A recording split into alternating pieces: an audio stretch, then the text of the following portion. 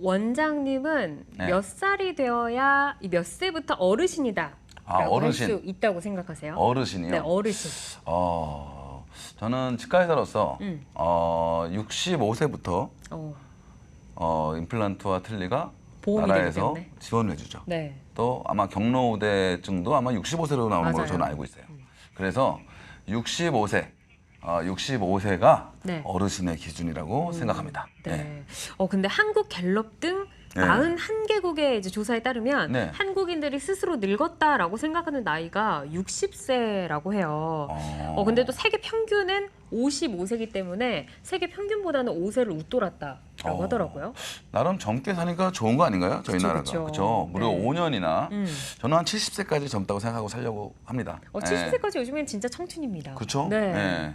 청춘은 사실 마음 먹기 나름이 아닌가 맞습니다. 생각이 듭니다. 원장님의 말씀처럼 네. 마음뿐 아니라 액티브한 활동으로 젊음을 계속해서 보여주고 계시는 분들이 있는데 네. 유튜브 스타 박막래 할머니 혹시 아세요?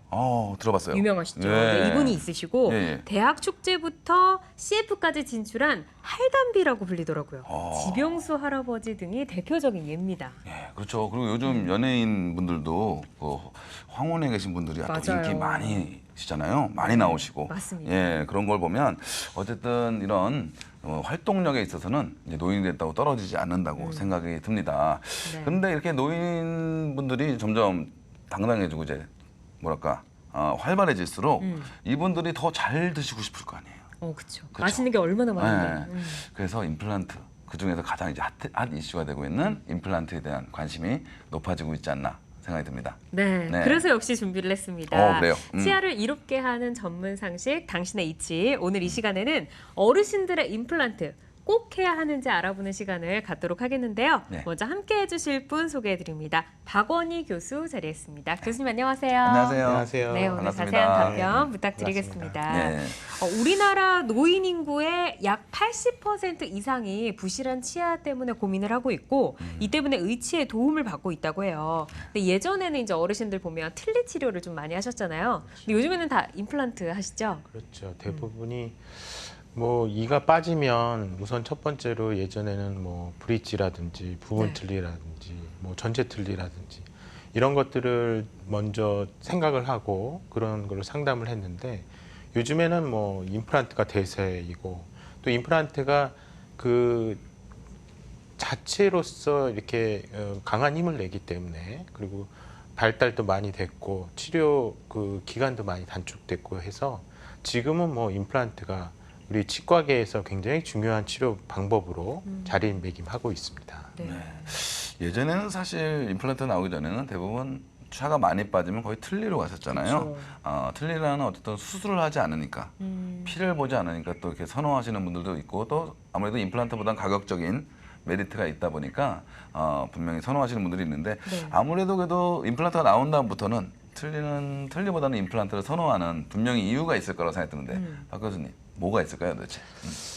네, 물론 이제 틀니도 이제 요즘도 이제 틀니 많이 쓰시죠. 많이 쓰시는데 이제 틀니는 뭐 써보신 분은 아시겠지만 어떤 원리로 입안에 붙어 있냐면 그 유리창에 이렇게 고무판 붙이는 거 혹시 아시는지 모르겠지만 이렇게 흡착으로 딱 붙는 알죠. 그런 원리로 돋보기. 예, 그렇죠. 돋보기. 네, 네. 그런 원리로 붙어 있는 거예요. 거기서 음압이 조금이라도 빠지게 되면 바로 떨어지죠.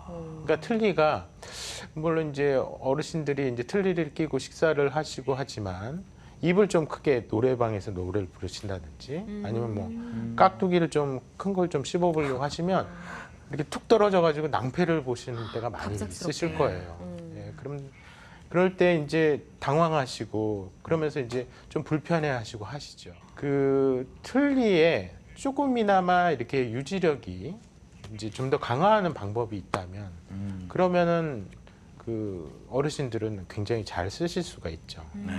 그러니까 틀니가 단점이 있는가 하면 또 장점도 있어요. 간편하고 빨리 치료를 해드릴 수 있고 하지만 드시는데도 물론 이제 뭐 이것저것 다 잘 드시지만 우리 내 치아의 한 씹는 힘의 한 5분의 1, 4분의 1 정도밖에 안 돼요. 틀니가. 그러니까 뭐 나는 원래 이런 거 싫어한다. 뭐 이렇게 어르신들, 할머니들 주변에서 이렇게 얘기하시지만 사실은 드시고 싶은데 이제 씹는 힘이 가슴 약하니까 내용이었네요. 그냥 참 마음 아픈 거죠. 네. 그러네요.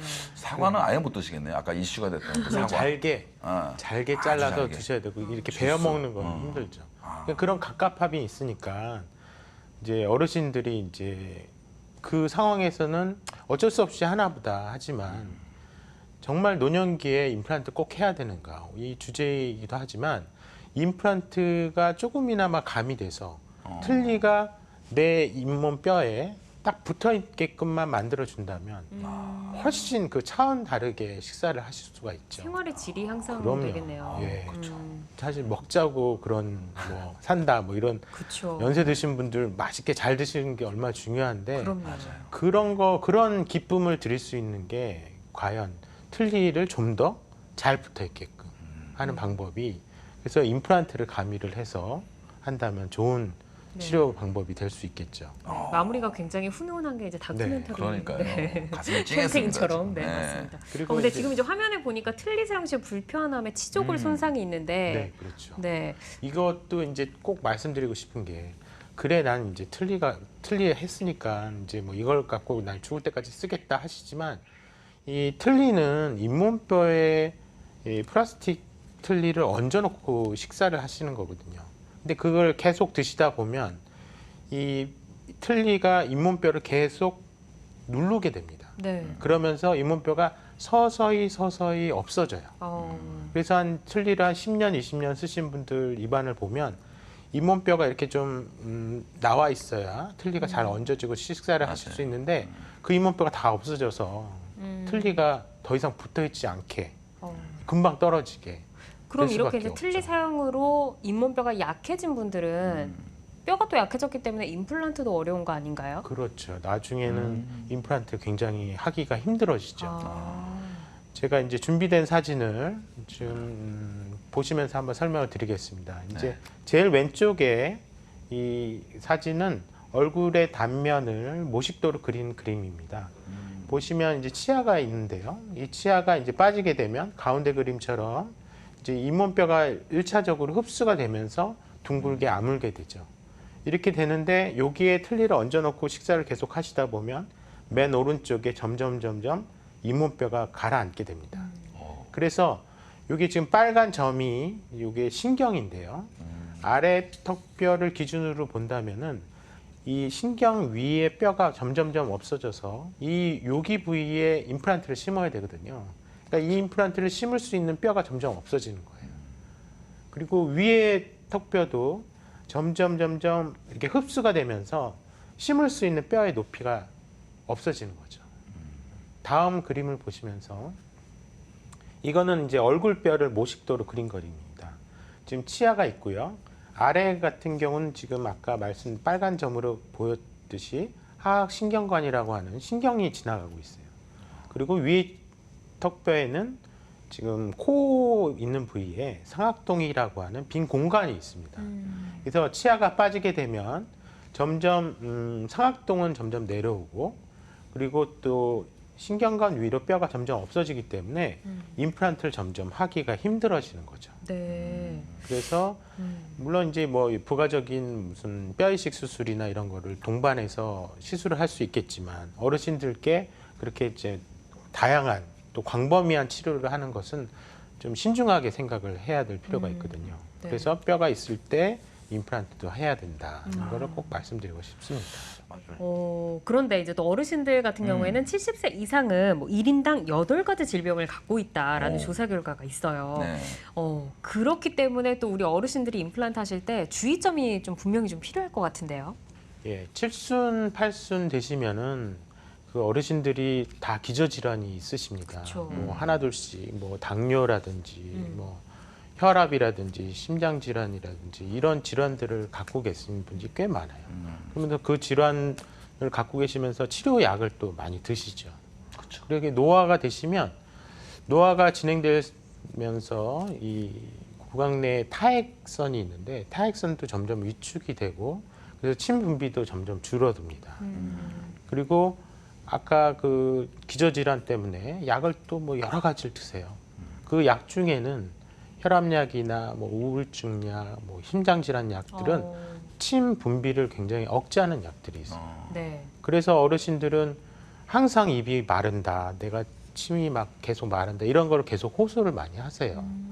근데 이제 이 침이 마르는 게 그냥 단순히 침만 마르는 게 아니라 틀니를 쓰실 때 틀니가 붙어 있는 원리가 이 타액이 굉장히 중요한 역할을 하거든요. 침이 마르면 틀니도 쓰시기가 아주 힘들어지시죠.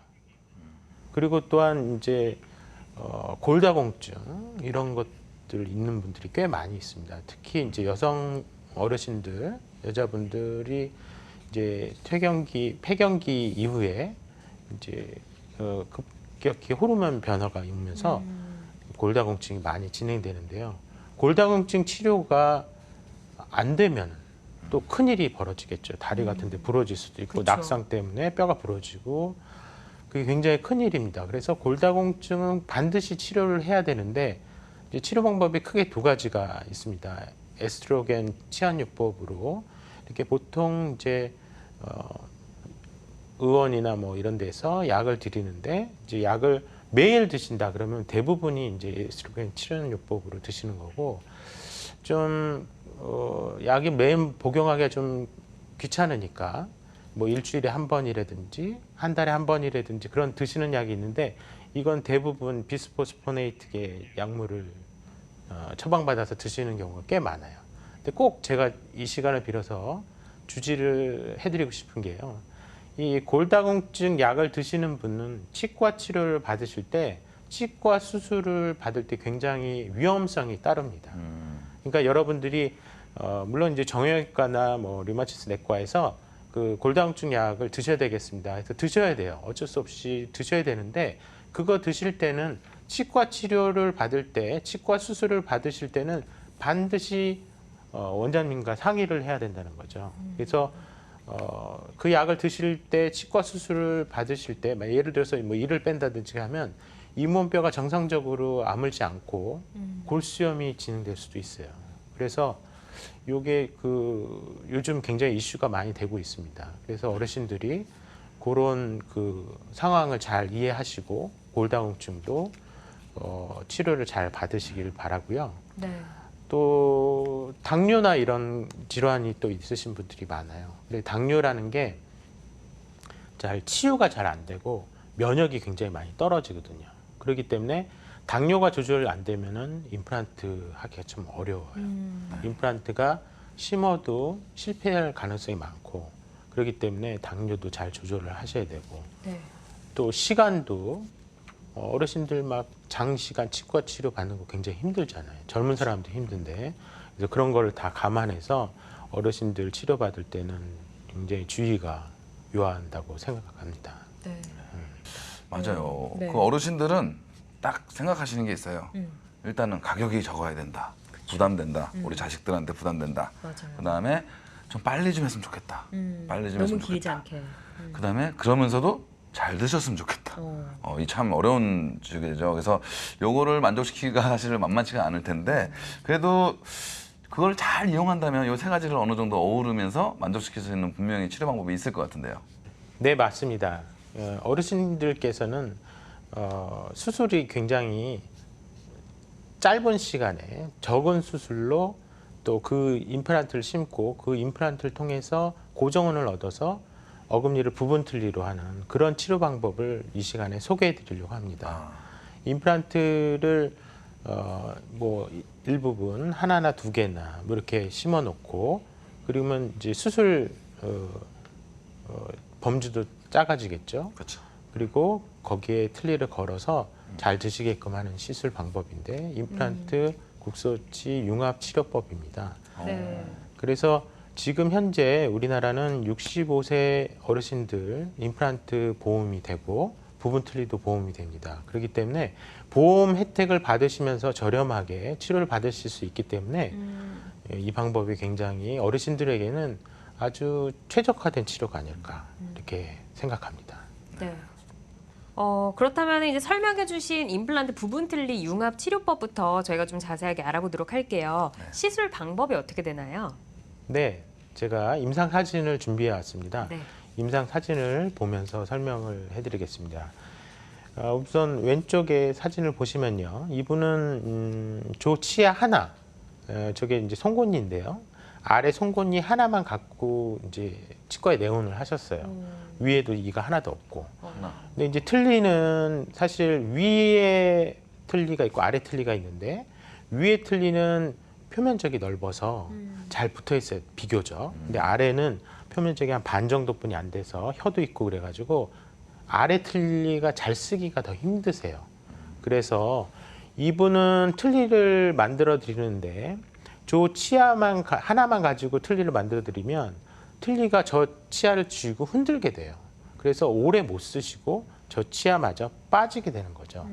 이럴 때 그 옆에다가 지금 오른쪽 사진처럼 2개의 임플란트를 보험으로 심고 앞니를 대칭으로 만들어 드린 거예요.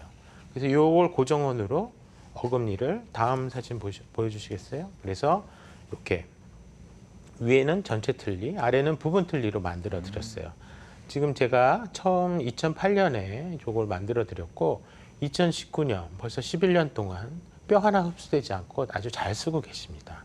이런 것이 임플란트 부분 틀니 융합 치료법이라고 할 수 있겠습니다. 네. 사실 지금 하신 이분은 만약 65세 이상이시라면 건강보험에 적용되는 돈도 별로 안 드셨을 것 같아요. 그래서 사실 그 틀니랑 임플란트가 보험화되면서 이런 진료가 더 이제 환자분들이나 어르신들이 좋아하실 것 같은데 네. 또 앞쪽에다가 임플란트 심고 네. 이렇게 또 틀니를 만든 경우도 있다고 하는데 거기에 대해서도 좀 사례를 들어 설명을 좀 해주시죠. 네, 사진 보면서 설명드릴게요. 왼쪽에 엑스레이가 있습니다. 엑스레이 사진인데 지금 제가 빨갛게 그림을 그렸어요. 이게 신경관인데 신경관 위로 뼈가 하나도 없습니다. 그래서 임플란트 심을 수 있는 데는 요 앞에 턱뼈 있는 부위, 그 부위만 심을 수 있고요. 위에 치아는 많이 흔들렸어요. 그래서 전부 뺄 수밖에 없었고요. 그래서 저 신경관을 피해서 앞에 부위에 임플란트를 4개를 심고 그 오른쪽처럼 앞니를 만들어 드리고 어금니는 부분 틀니로 위에는 전체 틀니로 이렇게 네. 만들어서 비교적 빠른 시간에 이제 일을 해드렸죠. 네. 그래서 이분이 다음 사진 보여주시겠습니까? 네, 그래서 처음 시술한 게 2003년이었어요. 그리고 지금 최근 2019년 4월 16년 동안 와. 아주 탈 없이 쓰고 계십니다. 네, 경제적인 어르신 임플란트 시술법 중에서 임플란트 부분 틀니 융합 치료법에 대해서 저희가 살펴보고 있습니다. 네. 치료 사례가 하나 더 준비가 되어 있다고 하는데 아. 좀 더 설명 들어볼까요? 예. 네, 이분은 지금 맨 왼쪽 그 그림 있는 채로 지금 한쪽에만 위에 치아는 한쪽에 앞니서부터 한쪽에만 지금 4개가 있고요. 아래 치아는 2개 이렇게만 있는 상태로 오셨어요. 그래서 이분은 그대로 저거를 부분 틀니로 해드렸을 경우에는 위에 틀니에서 보시면 한쪽에만 이가 몰려 있기 때문에 이 틀니도 바란스가 필요하거든요. 양쪽을 같이 드셔야 되는데 한쪽에만 치아가 모아져 있으니까 틀니를 만들더라도 한쪽에 치아를 쥐고 막 흔들게 돼요. 그래서 오래 가지 못하는 그런 틀니를 만들어 드릴 수밖에 없어서 여기에 이제 반대쪽에 대칭이 되게끔 임플란트를 3개를 심고 앞니를 가지런하게 만들어 드렸습니다. 그래서 대칭적으로 위아래 이렇게 앞니를 만들어 드리고 다음 사진이요. 그래서 이제 이렇게 부분 틀니로 만들어 드린 사진입니다. 그래서 이분은 2011년에 이 임플란트를 다 해서 완성을 해드렸고 네. 올해 2019년 거의 뭐 한 8년 동안 아주 잘 쓰고 계십니다. 네. 이렇게 이제 또 사례들을 살펴드렸는데 환자들마다 치료 효과는 다를 수 있는 점 유의해 주시기 바라겠습니다. 작은 개수로 환자분을 이렇게 오랫동안 식사를 잘하게 해주신 이 방법은 아마 교수님께서 오랫동안 많이 사용해 주시고 많은 환자분들을 치료해 주신 걸로 알고 있는데 그래도 뭔가 치료식 까다로운 점이나 고려해야 될 점이 분명히 있을 것 같긴 해요. 아무래도 임플란트 개수가 좀 작다 보니까 네, 맞습니다. 예, 거기에 대해서 또 설명을 해주시는 게 좋을 것 같은데요. 네, 네. 네. 물론 이제 환자분들은 이제 최소한의 임플란트를 심어서 이를 갖게 되시니까 굉장히 뭐 이 시술이 되게 간편하고 내원도 짧게 하고 그렇게 해서 좋으신데 저희 치과 의사 입장에서는 굉장히 복잡한 일들을 많이 해야 돼요. 특히나 이 전체 구강 전체를 회복해 주는 그런 치료이기 때문에 이 코 아래 하안부의 심미를 결정하게 돼요. 그래서 어르신도 이렇게 주름도 펴지고 예쁘게 보일 수 있도록 그 하안면의 심미에 맞춰서 잘 만들어 드려야 되고, 또한 이 씹는 양식을 교합이라고 하는데요. 좀 더 잘 씹어질 수 있도록 적재적소에 이를 배치를 하고, 그리고 이 씹는 높이가 교합 고경이라고 하는데 그것도 적당한 높이를 만들어서 이 관절에도 굉장히 편안한 그러한 틀니를 만들어 드려야 되기 때문에 전문가의 그런 그 노하우가 많이 필요합니다. 그래서 잘 만들어 드려서 아주 좋은 결과를 지금 계속 보이고 있습니다. 교수님께 이제 마지막으로 질문을 드리고 싶은 게 임플란트 치료를 계획하고 있으시거나 또 앞두고 있는 이제 또 우리 시청자분들 중에 어르신분들이 많으실 거예요. 이분들께 꼭 해주고 싶으신 말씀이 있다면 어떤 게 있을까요? 네. 어르신들 이제 뭐 잘 못 드시고 식사를 하셔야 되는데 치과를 가자니 뭐 돈도 많이 들고 맞아요. 막 어떤 치료도 괴롭고 지금 고민에 빠진 분들이 많이 계실 겁니다. 그렇죠. 근데 어르신들은 영양 섭취가 굉장히 중요해요. 그래서 연세 드신 분들이 잘 못 드시고 한 몇 달이 지나가면 금방 노쇠해지고 건강에 적신호가 켜지거든요. 그런 분들에게는 정말 단시간에 제일 작은 규모의 수술로 임플란트를 시술을 해드려서 부분 틀니로 빠른 시간에 만들어 드려서 이런 그 임플란트 부분 틀니 융합 치료법, 이 방법이 굉장히 최적화된 치료라고 생각을 합니다. 그래서 너무 경제적으로도 부담이 없죠. 아무래도 보험 재정 다 받으니까 이런 좋은 치료 방법이 있으니까 여러분들 다니시는 치과에 가셔서 원장님과 잘 상의하셔서 좋은 치료 받으시고 잘 드셔서 오랫동안 건강하게 잘 유지하시기 바랍니다. 네, 알겠습니다. 임플란트 계획하시는 분들은 이제 가까운 치과에서 전문의와의 상담을 통해 나에게 맞는 치료를 받으시면 좋을 것 같습니다. 네, 여러분의 치아를 이롭게 하는 전문 상식 당신의 이치. 오늘은 노년기 임플란트가 꼭 필요한지, 그렇다면 어떤 시술법을 고려해보면 좋을지 박원인 교수와 함께 이야기 나눠봤습니다. 교수님 오늘 자세한 설명 감사합니다. 감사합니다. 감사합니다.